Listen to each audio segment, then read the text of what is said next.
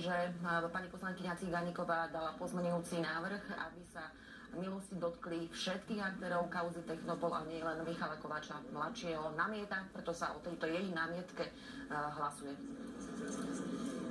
Prítomných 139, za 35, proti 80, zdržali sa 5, 16 nehlasovali. Konštatujem, že námietka nebola prijatá, takže pristúpime teraz k záverečnému hlasovaniu.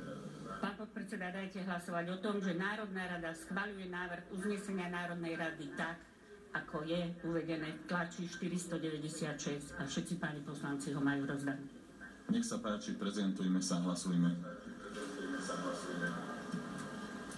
A toto je to definitívne hlasovanie o uznesení o návrhu na zrušenie tzv. Mečiarových amnestií a milosti, ktorú udelil bývalý prezident Michal Kováč svojmu synovi.